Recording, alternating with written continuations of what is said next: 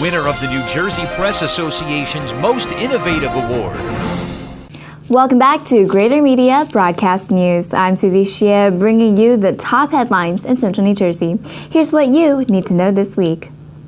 Raising the tobacco age, People's Climate March, Governor's birthday party, school start times, and a walk in the woods. New Jersey lawmakers may soon raise the legal age to buy tobacco products in the state, but one local town decided it cannot wait for that decision. The Sayreville Borough Council voted to raise the legal age to 21 for the purchase of cigarettes and other tobacco products in town. The council's 4-2 vote came after opponents of the ordinance argued that it would hurt local businesses whose customers would simply go to a neighboring town to buy tobacco. Right now, New Jersey Senate is considering a bill that would raise the legal age to 21 statewide, and it has already been approved in the Assembly. For more on this story, see this week's edition of The Suburban. And here's Mark Rossman with more headlines. 9 months after bomb threats at Allentown High School and at St. John Vianney High School in Homedale caused panic, a Connecticut man has been charged with federal offenses in connection with his alleged involvement in those incidents. According to an affidavit, Matthew Tallis, 21, allegedly told investigators he was part of a group of individuals who made bomb threats to St. John Vianney on January 15th and at Allentown on January 16th. In those two incidents in Monmouth County, law enforcement officers rushed to the schools to evacuate students and staff members. The buildings were searched for explosives and none were found. According to the affidavit, Tallis told investigators he took part in the bomb threat calls as a member of an online gaming group. Individuals in incidents such as these participate in a hoax known as swatting, which is defined as making a false report that seeks to prompt a significant response by law enforcement authorities and SWAT teams.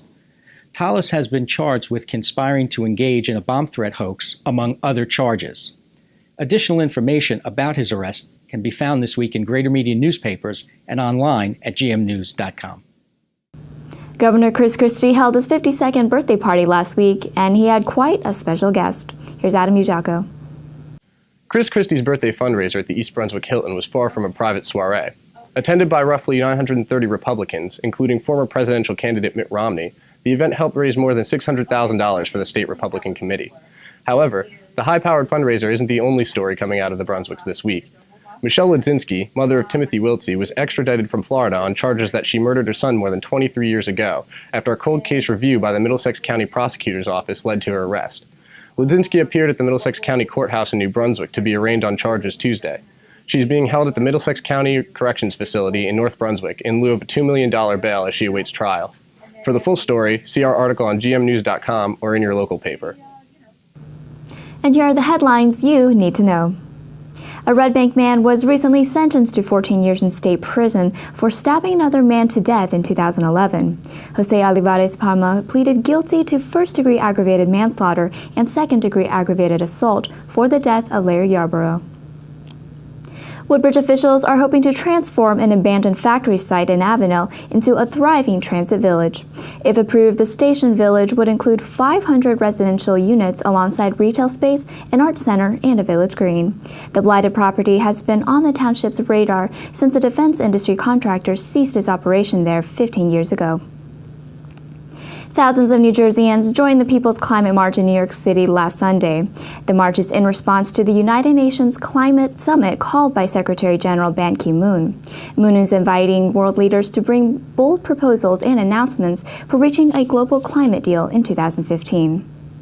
And here's Mike Pavlichko of Greater Media's WCTC with an update on Rutgers football. After that, we have Tim Morris with more on local sports.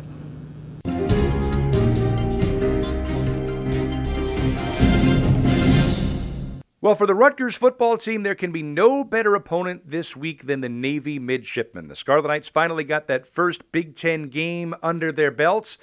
It was a kind of white-knuckle affair you can expect just about every week now that you're a member of the Big Ten Conference, if you're Rutgers. And the Scarlet Knights, while the result wasn't what they wanted, a 13-10 loss to that team from Pennsylvania, Navy may come at the perfect time because there is no time for the Scarlet Knights to start feeling sorry for themselves. First off, it's a good thing they get out on the road. They go down to Annapolis. They can get away from the distractions of classmates, friends, and family here at home. Second, Navy has that vaunted triple option offense. It is so difficult to defend against, and it requires a laser-like focus and concentration. So they can easily put Penn State, I mentioned them, all right. They can easily put Penn State in the rearview mirror now and focus on Navy, a team that Rutgers head coach Kyle Flood said this week is the best in the world at what they do, that triple option offense. What's the best defense? Perhaps the Scarlet Knight offense. Yes, if they can put together some long drives, stay on the field to keep the Navy offense off the field and give the Rutgers D a little bit of a break. I'm Mike Pavlichko on 1450 WCTC and WCTCAM.com. It was rivalry weekend on the football gridiron for area teams. Bragging rights were at stake as teams battled to determine who owned whose town. At Freehold and Freehold Township High Schools, it was more than football. The boys and girls soccer teams played in the afternoon prior to the evening football game played at Freehold Township High School. In Freehold Borough, two of the Shore Conference's best teams played the first of their two A North Division contests. Freehold Township in its road blue and Freehold in its home white. Both showed the disciplined passing attacks that they used to build their offenses. It's this possession game that has turned them into championship teams over the years. It was only fitting that the contest went into overtime, where the Freehold Colonials continued the mastery of extra sessions, winning 3-2 on Mary Grace Johnson's goal. Come on, get there, Mike. All right. That's right, Meg. Nice go. Meanwhile, later on at Freehold Township High School, Josh Dixon, number 4, scores the first of his 2 touchdowns in the Colonials' 29-7 win. Much to the delight of the Colonial fans in white. Dixon picked up a big chunk of his game-high 159 yards on this run.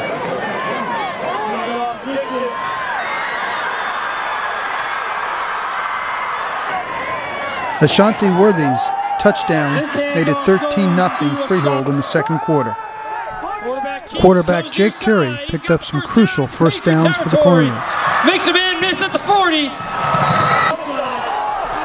The game's biggest play came on defense when Freehold's Jamel Smith-Rush picked up this fumble and went 45 yards for a touchdown that gave the Colonials a 20-7 lead.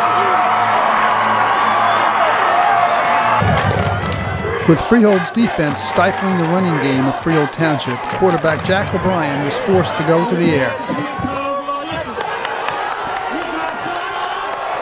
With some success. However, he was under pressure all night by an aggressive Colonial D.